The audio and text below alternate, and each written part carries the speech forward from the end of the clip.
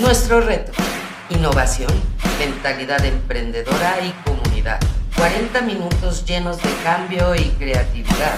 Bienvenidos a Incubadora, el podcast, coproducido por GitHub. La meta: explorar tendencias, oportunidades y moldear tu futuro. Muy buenos días, amigos.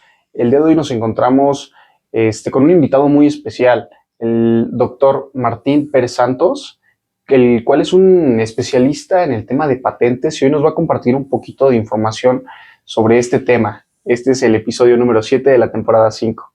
Bienvenido, doctor Martín, mucho gusto. Hola, muy buenos días. Muy bien, ¿tú qué tal? Muy bien también. Bueno, como le comentaba a la audiencia, usted es el especialista en patentes. ¿Nos quiere platicar un poquito más sobre usted, sobre quién es, sobre de dónde viene? Ok, bueno, mi nombre es Martín Pérez Santos. Yo soy originario del estado de Jalisco. Mi formación es químico-biólogo. Obtuve la licenciatura de químico-biólogo en la Universidad de Sonora. ¿Sí? Posteriormente estudié una maestría y un doctorado Centro de Investigación Avanzada del Instituto Politécnico Nacional. Okay. Sí, maestría y doctorado. Entré en el ámbito de las patentes por azares del destino. Cuando salí del doctorado, pues ya estaba buscando empleo y me llegó un correo donde solicitaban un inmunólogo. Mi formación es de inmunología. En pocas palabras, los que hacemos vacunas para diversas enfermedades. Y solicitaban un inmunólogo en el Instituto Mexicano de la Propiedad Industrial.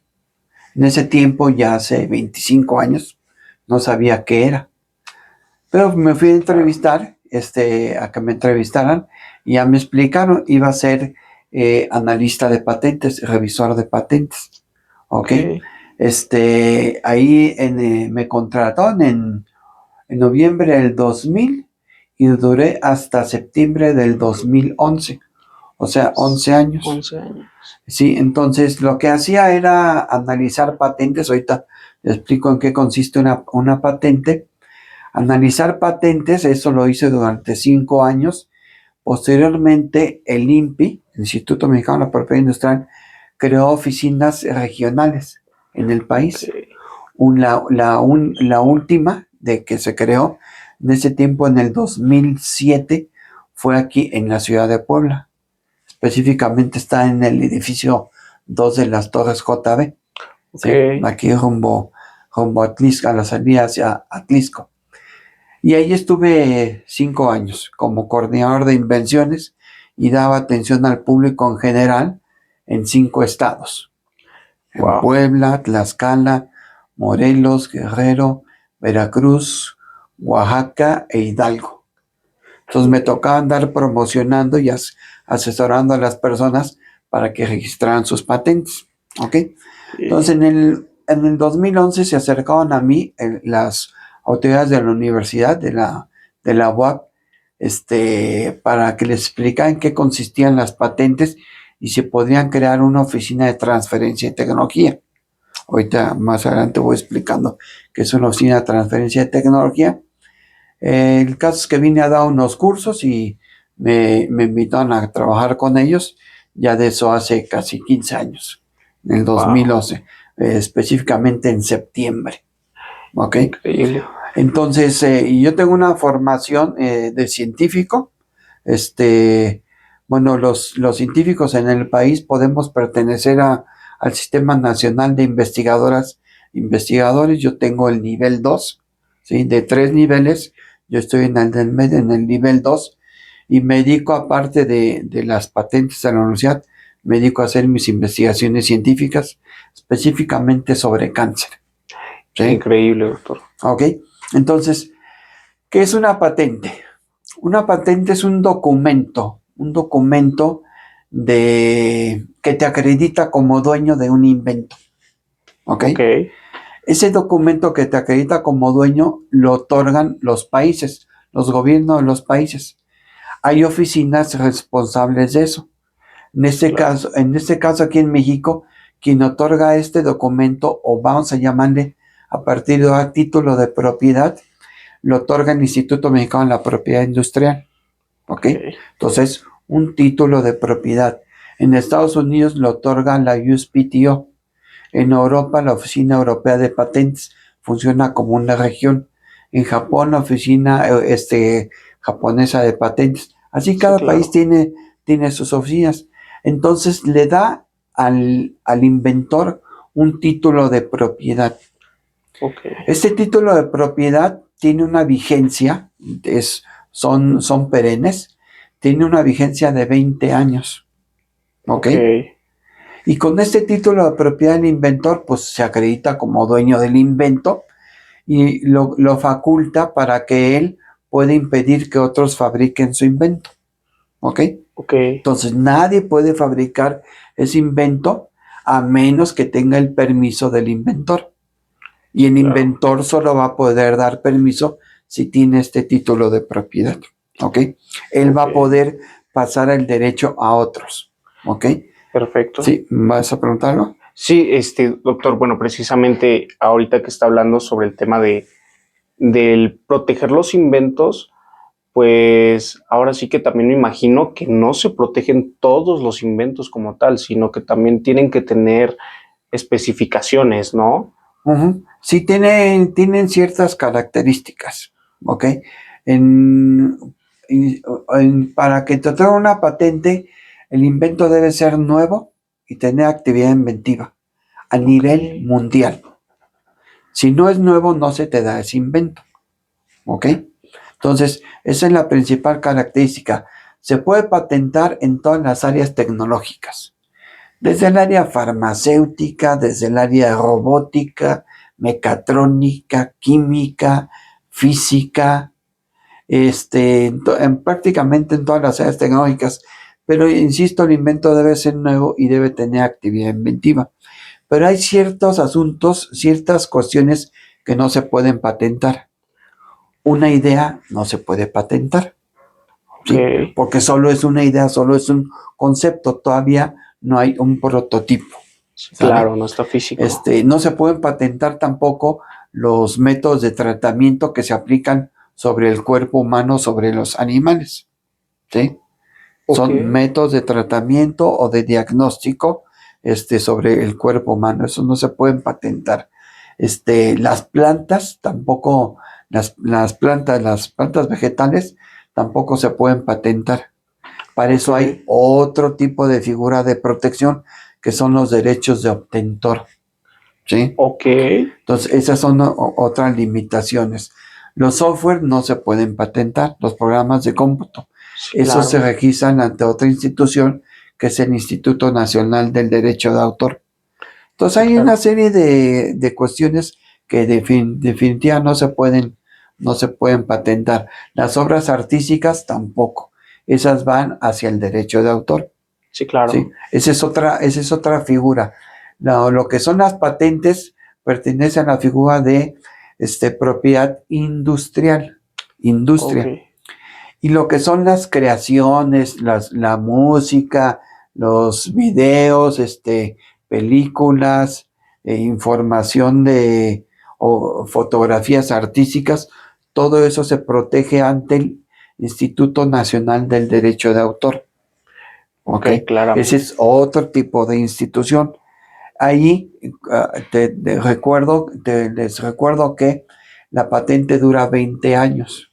¿sí? El derecho de autor es la vida del autor más 100 años. Wow, ¿okay? Increíble. Por ejemplo, ahorita cualquier editorial podría sacar el libro de Homero, de la Ilíada o la Odisea. Sí, cualquiera. Claro. No tiene que pagar regalías ni nada de derechos de autor. ¿Por qué? Porque el que se supone que le escribió Homero murió hace 2000 años. Sí, claro, ¿sí? Definitivamente. Entonces, así hay, si una editorial quiere sacar un libro, por ejemplo, de se me fue el nombre, Charles Dickens, tampoco se podría. Sí se podría porque él ya murió hace casi 200 años. Sí, claro. Pero un escritor actual, por ejemplo, Dan Brown, el escritor de Código Da Vinci, sí. Él no ha muerto, por lo tanto todavía tiene sus derechos. Sí, claro. Y sus derechos van a durar hasta que él muera, más 100 años más, que va a ser para sus herederos. Entonces, Ok. insisto, ese es el derecho de autor. En cuestiones de patente solo dura 20 años. Ok, perfecto. ¿Y qué pasa cuando termina ahora sí que ese periodo de la vigencia? Cuando termina la vigencia de una patente, se dice que la patente ya es del orden público. Cualquiera la puede aprovechar. Ok. Cualquiera puede hacer negocio de ella.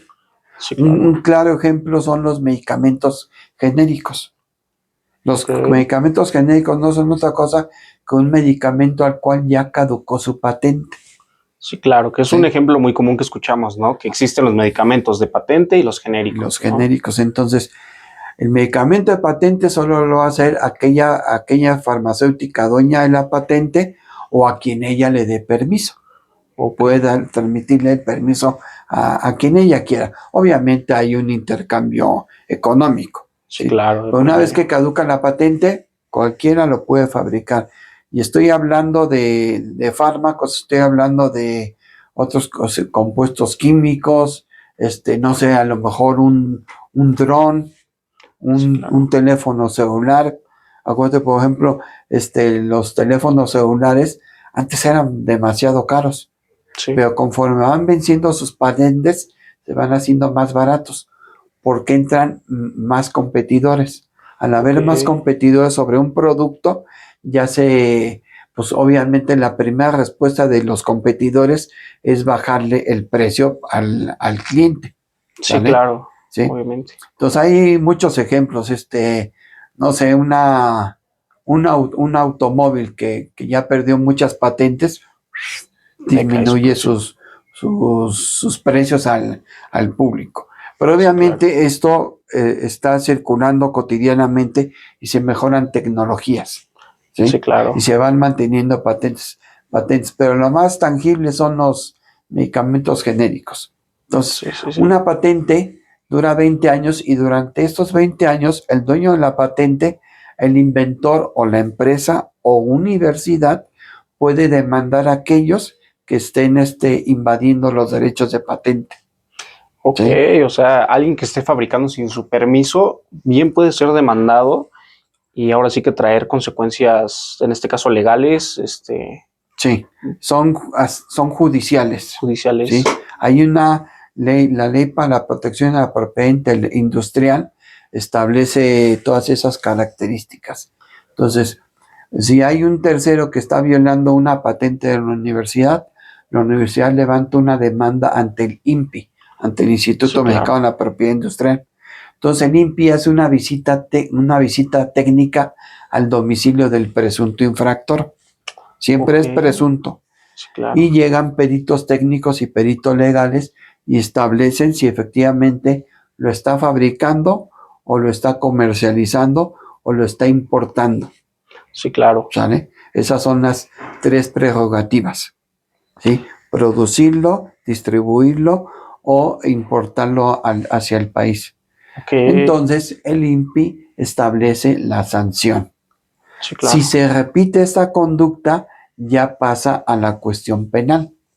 Ok, ¿Sí? Ya lo ve un juez y hay las multas que se deben de pagar.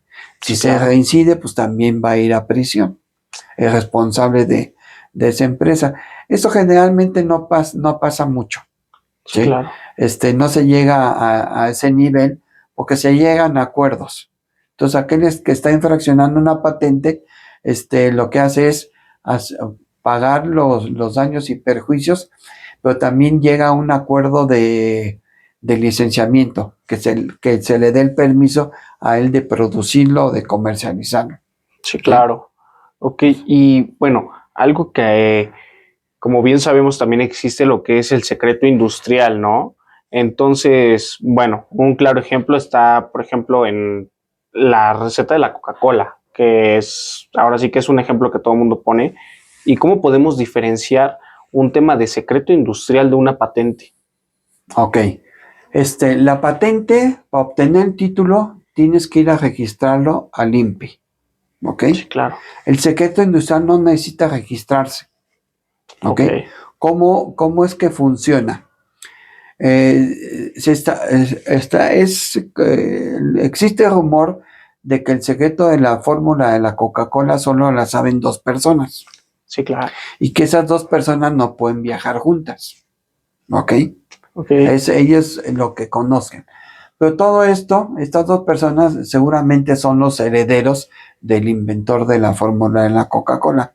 Igual que la receta secreta de Kentucky Fried Chicken, ¿sí? Hay Sí. muchos secretos industriales. ¿Cuál es el soporte para guardar el secreto? ¿Sí? Pues se hace un soporte en papeles, en documentos. ¿Sí? Entonces, supongamos que tú y yo somos los dueños, que tenemos el secreto de la Coca-Cola. Somos parientes, ¿ok? Entonces vamos a tener documentos de la formulación. Ok. Esos documentos pueden estar codificados o no codificados, ¿ok?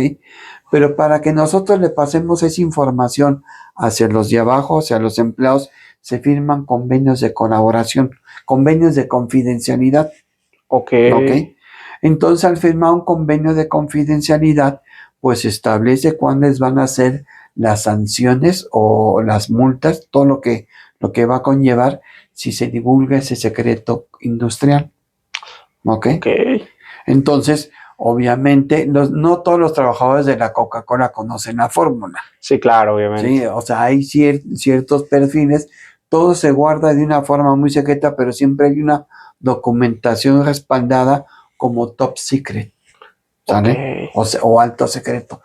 Y funciona, insisto, mediante firmas de convenio de confidencialidad. Por ejemplo, ahorita, si un estudiante va a trabajar en una empresa, la que sea, la empresa le va a hacer firmar un convenio de confidencialidad, porque Sí, claro. no puede utilizar la información que está en la empresa para su beneficio, solo es para ejercer su trabajo. Sí, no claro. va a poder sacar información, no va a poder, solo va a tener acceso al intranet de la empresa, o sea, no tienen, si la empresa es fuerte, ¿sale? Sí, claro. Tecnológicamente hablando, no va a tener su acceso a internet, ya el externo es limitado, ¿sí? Sí, sí, sí. Entonces no puede sacar información. Así es como se guarda el secreto industrial. Pero una vez que se divulga, que ya se dio a conocer, ya no es secreto.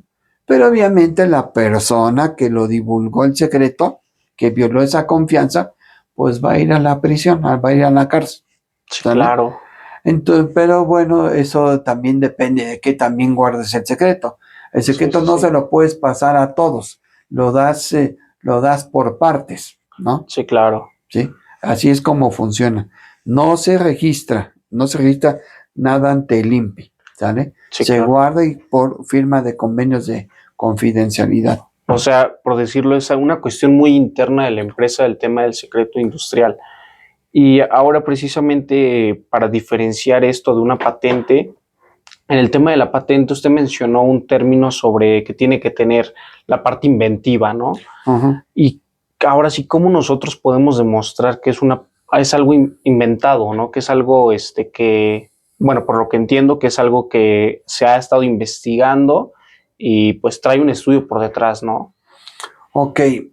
Para que el INPI o cualquier oficina de patentes del mundo otorgue un título de patente, pide un requisito principal, que se describa el invento. Okay. El invento se tiene que describir al detalle, ¿sí? Cuáles son sus partes y cuál es su funcionamiento. Esta descripción se llama memoria descriptiva. Es un documento por escrito, ya sea impreso o en digital. Las patentes se pueden meter también a nivel en línea, ¿ok? Pero hay una memoria descriptiva y la ley establece que contiene esta memoria descriptiva. Si esta memoria descriptiva debe tener un título, debe tener los antecedentes del invento, debe tener ejemplos de cómo se hace y debe tener una cosa que se llama capítulo reivindicatorio, que es un texto legal, que lo hacen los abogados o los que saben de patentes, ¿ok? Entonces, si uno quiere reclamar una patente, tiene que hacer esa memoria descriptiva y al describir los antecedentes va a tener el que establecer si existen inventos similares al suyo. Ok. Entonces, para esto, el inventor tuvo que haber hecho una búsqueda en base de datos de patente y ver si hay inventos similares al suyo. Si hay inventos idénticos, el inventor va a decir, pues ya no es nuevo mi invento, ¿para qué lo reclamo como patente? Entonces va a poner ahí los inventos similares al suyo y el INPI va a determinar, el INPI pide esos documentos, ese estado de la técnica y toda la memoria descriptiva. Y hay una persona que lo analiza. Esta persona se llama, es un analista, un especialista de patentes. Tiene una formación técnica similar al del invento. Ok. ¿Sí? Entonces te voy a dar una nota. Albert Einstein, pues, el científico más renombrado en el siglo pasado, ¿sí? Calificado como genio, trabajó en la oficina de patentes de Berna, Suiza. Ok. Él como físico estuvo 5 o 7 años ahí. Fueron 5 años estuvo trabajando mientras obtenía su doctorado. Ok.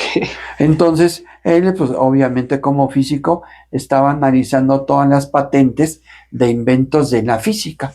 Seguramente, él ahí se alimentó mucho su generalidad para sacar las 2 publicaciones con las que se doctoró. O sea, entonces, él también tiene patentes, pero el estar ahí le permitió tener ese conocimiento, esa acumulación de conocimiento. Entonces, cuando entra una patente en el INPE, en cualquier oficina de patentes del mundo, lo analiza una persona que tiene una formación similar al inventor. Similar, no idéntica. Sí, claro. ¿Sale? Ya lo analiza, pero este especialista de patentes busca las patentes en todo el mundo y con base en lo que describió el inventor, determina si es nuevo y si tiene actividad inventiva. Sí, claro. Nuevo significa que no exista nada idéntico. Sí. Y actividad inventiva significa que no exista algo muy similar al invento. Esa es la característica, a grosso modo. ¿Sale? Perfecto, doctor. Bueno, ¿le parece bien si hacemos una pequeña pausa aquí? Y ahorita seguimos con la segunda parte.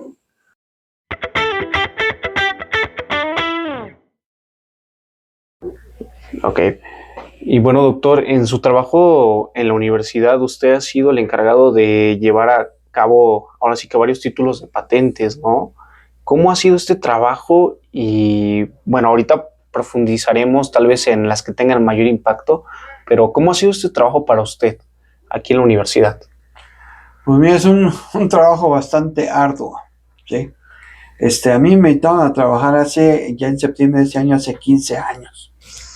Y mi formación es en el área biomédica, pero pues ya llevaba yo 12 años trabajando en el INPI, ya las cuestiones de patentes las conozco desde hace mucho, ¿sale?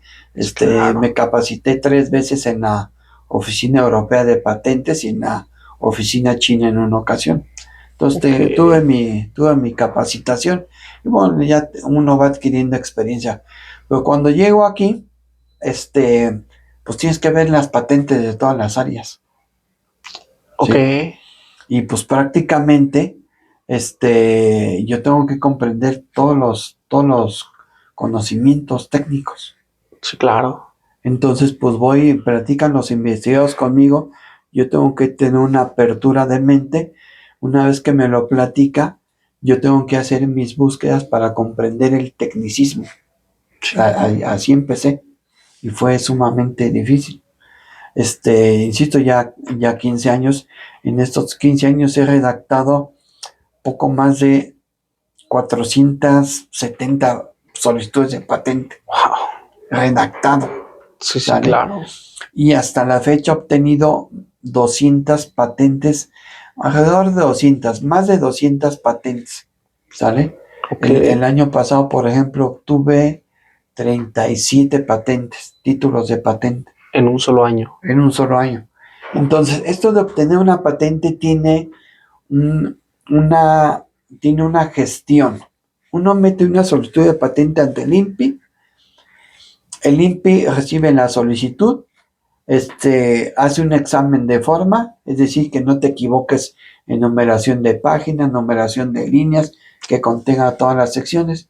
Ya, eso es muy sencillo de cumplir. Pero una vez que pasa eso, viene un examen de fondo, donde me examinan la novedad, la actividad inventiva y la aplicación industrial de la patente. Claro. Entonces, el examinador del INPI le envía aquí a la universidad cartas, se llama requisitos. Cartas donde le solicita o le argumenta que la invención no es nueva y no tiene actividad inventiva, o si es nueva. Entonces empieza una serie de comunicaciones. Específicamente es conmigo, porque yo soy el responsable de esta área, entonces yo contesto todo, ¿sale? Sí, claro. Entonces, hasta la fecha he obtenido como 203, 204 títulos de patente. Entonces ha sido una ardua labor. Insisto, son de todas las áreas. Yo manejo tres áreas principales. La principal, la tercera parte de las patentes obtenidas y solicitadas son del área farmacéutica. Ok. ¿Vale? La otra tercera parte es del área de la electrónica, en cualquier ámbito de la electrónica. Sí, claro. Y la otra tercera parte está dividida entre energías alternas, entre nuevos materiales y química. Ok. En esas tres áreas. Entonces, bueno, ya están ahí las patentes. Ahora mi oficina se denomina Oficina de Transferencia de Tecnología. Yo tengo que transferir esa tecnología. Transferir significa pasarle a un tercero esa tecnología. ¿Sale? Le paso esa tecnología, pero pasar esa tecnología implica todo un proceso. Sí, claro. Este proceso significa que todas las tecnologías de la universidad se crearon en un laboratorio. ¿Sale? Sí. No se crearon en una empresa. Las empresas que fabrican automóviles tienen unas naves que se llaman de desarrollo. Unas son las naves industriales, las que producen los coches. Sí, otras son las naves de desarrollo, que están desarrollando el automóvil. Y otras son las naves de investigación. ¿Ok? Ok, perfecto. Entonces, las naves de investigación son las que están investigando. Ya cuando sale algo, dice, pasan a la siguiente fase, a desarrollar. ¿Ok? Sí. Ejemplo. Cuando queremos cuando compramos un automóvil, ese automóvil ya fue probado. Sí, claro. Hay una pista en la empresa automotriz y se prueba la velocidad, el frenado, la acción de las bolsas, todo se prueba. Eso fue la fase de desarrollo. Okay. Si algo falla ahí, se regresa al laboratorio de investigación o a la nave de investigación. Pero si ya funciona, ahora sí ya se comercializa. Sí, claro. Y para comercializarse debe de cumplirse normas oficiales mexicanas de calidad. Ok. Y debe de cumplir algunas ISOs. ¿Sí? Sí, claro. Ustedes saben qué son las ISOs. Entonces aquí en la universidad, volviendo a la universidad, lo que tenemos son laboratorios de investigación. No tenemos laboratorios de desarrollo. Sí, claro. ¿Okay? ¿Por qué? Porque eso es sumamente caro. Sí, claro, sí. Para hacer todas esas pruebas. Entonces, esos laboratorios de investigación, hasta ahí llega el invento. Hasta ahí puede llegar un prototipo que se probó en condiciones de laboratorio. Para que una empresa acepte o compre una patente o que uno se la licencie, necesita uno darle pruebas de ambientes simulados a la realidad. Ok. Esos laboratorios están inmediatamente antes del de desarrollo. ¿Sí? Sí, es el medio. Entonces, nosotros en las universidades no solo tenemos laboratorios de investigación, no tenemos laboratorios de simulación de realidad. ¿Ok?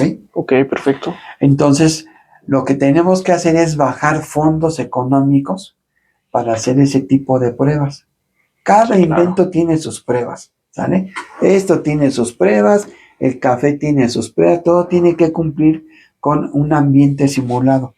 ¿Ok? Sí, sí, sí. Entonces tenemos que bajar fondos. De esos fondos hay muy pocos en el país. Ok. México no invierte poco en investigación, pero no invierte en desarrollo. ¿Sale? Sí, sí. Si no, hay que ver qué empresas automotrices son mexicanas. ¿Alguna? Ninguna, Pues, ¿verdad? no, todavía. Empresas aeronáuticas, ninguna, Ninguna. ¿verdad?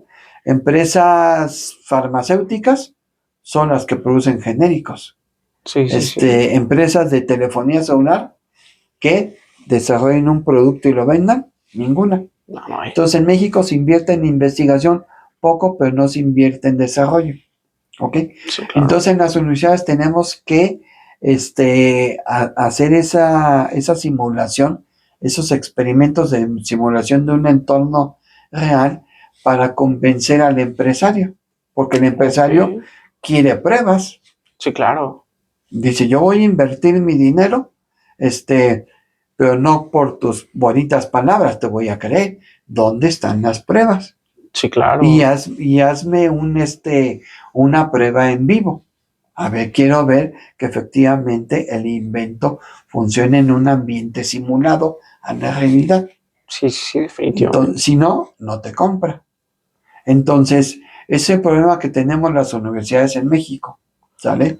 Sí. Que llegamos hasta un prototipo de laboratorio y muy pocas las pasamos por carencia de fondos hacia desarrollo, hacia un Sí, ambiente simulado. Insisto, es para todos los tipos de tecnologías, para todo, sí, ¿vale? sí, sí. Entonces tenemos esa dificultad pero aún con esa dificultad, aquí en la universidad, nosotros le pasamos un invento a una empresa. Es decir, cumplimos con todo. Sí, Bajamos un fondo para cumplir, es un fármaco. El fármaco es para aliviar las heridas del pie diabético. Ok. Entonces tuvimos que bajar un fondo federal de lo que era antes CONACYT. Lo bajamos ese fondo y escalamos esa tecnología, se llama escalamiento. Pasar de investigación a desarrollo. Sí, Entonces, lo escalamos, lo que hizo la empresa a posteriori fue que todas las pruebas que nosotros le presentamos, más las que ella hizo, ya en desarrollo, ya que le competen a ella, las metió ante la COFEPRIS y la COFEPRIS dio el permiso sanitario para el medicamento. ¿Sí? Sí. Ese es otro bemol, esa es otra complicación. Muchos productos en México necesitan una certificación o un permiso. Ok. ¿Sale? Todos los permisos alimenticios, los alimentos, vitaminas o fármacos, los permisos los da la COFEPRIS, si no, no los puedes comercializar. Sí. Entonces hay que cumplir con normas. Sí, claro, para eso. Norma oficial mexicana, ISOs hay que cumplir. Entonces, tanto cumple la empresa y la empresa nos va a exigir a nosotros, oye, pues yo necesito que me presentes este tipo de resultados porque yo tengo que cumplir con esta norma. Sí, Si claro. no. Entonces, es sumamente difícil, pero en la universidad nos congratulamos de que lo conseguimos. Esto fue en el 2019, a los 8 años lo conseguimos. Ok. ¿Sale? Y somos las únicas, la universidad es una de 3 instituciones que ha llevado un fármaco al mercado. Sí, claro. La UNAM llevó uno y el Instituto Mexicano del Seguro Social llevó otro. Ok. No sé si han escuchado ustedes hablar de QG5. Sí. ¿Sí? Sí, sí. QG5 lo inventó un investigador del IMSS. Ese es uno. Y ese es del IMSS y otro Transcript que sirve para cáncer cervicouterino, lo diseñó, lo inventó un investigador de la UNAM. Ok. Entonces, insisto, la universidad tiene uno, o sea, de más de 100 universidades del país, nosotros tenemos un producto en el mercado, o sea, ya aprendimos y ya obtuvimos un beneficio. ¿Sí? Sí, claro. Y bueno, pues todo este trabajo de tener más de 450 solicitudes de patente, más de 200 otorgadas, nos ubica a la universidad en el número 3 del país, solo después del UNAM y del Politécnico. Pero Sí, el claro. Politécnico no ha obtenido, no ha sacado un producto, le hicieron un producto farmacéutico. Sí, claro que se está desarrollando. Entonces, eso le da mucho valor a la universidad. Pero nosotros tenemos que estar bajando fondos. ¿Sí? El año pasado bajamos 3 fondos para escalar estas tecnologías. Cada fondo es de 5 millones de pesos. O sea, es una gran cantidad, pero hay poquitos fondos de ese tipo. ¿Sí? Y eso apenas nos va a alcanzar. O sea, no se tiene que comprar mucho equipo, se tienen que hacer pruebas y pruebas y pruebas. Sí, claro. Si las pruebas se cumplen en el laboratorio de investigación, pero no se cumplen en el desarrollo, esa tecnología se desecha. Ya no sirvió. No sirvió porque no cumplió. O sea, no todo lo que se inventa funciona. Eso se llama ser efectivo. Ok. ¿Sí? Entonces, uno puede inventar cualquier cosa, pero si no funcionó, bueno, ¿para qué sirve? No, de nada sirvió. Sí, claro. ¿Sale? Entonces, es una inversión. Nada más como dato estadístico, se dice que solo 4 de 1000 fármacos tienen éxito. De 4 de 1000 que se prueban, tienen éxito. O sea, funcionan en el ser humano. Sí, claro, menos del 1%. ¿Sí? Entonces dices tú, o sea, todo lo que estás invirtiendo y no está funcionando, pero así es. Sí, claro. ¿Sí? Entonces, por esta situación, la NASA inventó una metodología para madurar tecnología. Se llaman los TRLs, niveles de maduración de tecnología. Son unos pasos, son 9 niveles. Entonces nosotros los adaptamos aquí en la universidad y en muchas, los adaptamos para ir madurando esa tecnología. Dices, oye, no pasó ya del nivel 5, deséchalo, con la pena. Sí, claro. No va a funcionar. Por más que el investigador diga, no, pues es que sí funciona en el laboratorio. Sí, pero en la vida real no funciona. Para una industria no funciona. Sí, claro. ¿Sí? Entonces, así es. No, hombre, así doctor. Es esto. Ahora sí que sí es algo muy interesante y bueno, al final de cuentas, como usted lo dice, es ahora sí que un tema muy amplio, pero muy pocos tienen éxito. Y ahora sí que hablando sobre esto, en universidad hay muchos compañeros, hay muchos de los alumnos o de los maestros que tienen alguna idea y que tratan de desarrollarla y todo esto. Ahora sí que usted, como el experto en las patentes aquí en la universidad, ¿qué es lo que le recomendaría a todos aquellos que quieren hacer un invento o que están trabajando en alguna idea que tienen? ¿Qué es lo que usted ahora sí le recomienda para que protejan su invento, su creación? Ok, mira, antes de que protejan, yo les recomendaría que hicieran un estudio sobre patentes para ver si su invento existe o no. Claro. Porque muchas veces dicen, yo lo inventé, está muy padre, pero cuando se redacta una patente, redactar una patente tiene un costo. El costo afuera, el promedio es, quien te haga una patente te cobra 25,000 pesos en promedio.